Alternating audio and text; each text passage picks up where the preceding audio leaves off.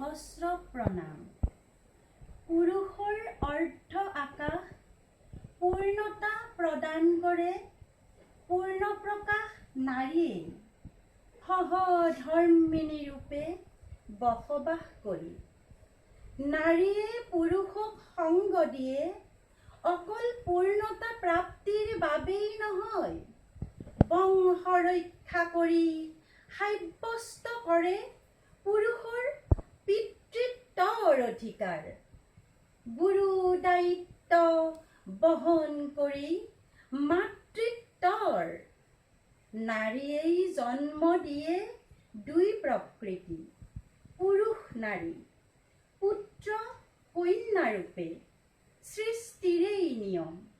সেয়ে নাৰীৰ হৃদয়ো পুৰুষতকৈ পৃথক। পিতৃয়ে পাতনিহে মেলে, মাতৃৰ গৰ্ভত হে স্থান লয় সন্তানে। মাতৃ অবিহনে স্থানহীন সন্তান। মাতৃৰো অপত্য স্নেহৰ অধিকাৰী স্থান সন্তানেই।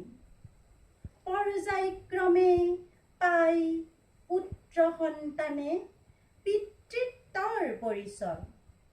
কন্যাসকল হয় কোমল সহজ সৰল মনৰ, মানসিক শক্তিৰে বলীয়ান, ধৈৰ্যশীলা সহিষ্ণু আদি গুণেৰে ভৰপূৰ মাতৃৰ হৃদয়ৰ অধিকাৰী নাৰী।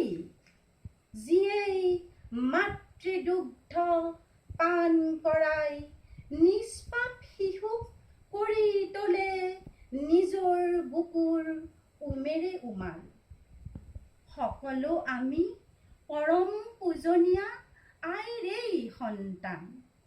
আই মাতৃ অবিহনে কোনো পিতৃৰেই সন্তান প্ৰাপ্তিও নহয় সম্ভৱ।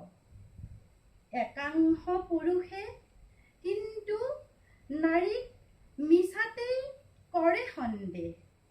স্বয়ং ৰামচন্দ্ৰই সীতাক পাতালে পঠায়। সেয়ে কাতৰে জনাও, নকৰি লাঞ্ছিতা অৱহেলিতা নাৰীক নাৰী মৰ্যাদা প্ৰদান কৰি পত্নীক পত্নী মৰ্যাদাৰে কৰি অলংকৃতা কৰক সুৰক্ষিত। নিজেও নিষ্পাপ নিষ্কলুষ হৈ সুস্থ সবল সমাজ গঢ়াৰ মানসেৰে নাৰীৰ ওপৰত ধৰ্ষণ নিৰ্যাতন পৰিহৰি একান্ত শুদ্ধ চিত্তে সবেও মাতৃসকলক জনাও প্ৰণিপাত, জনাও সহস্ৰ প্ৰণাম, জনাও সহস্ৰ প্ৰণাম, জনাও সহস্ৰ প্ৰণাম।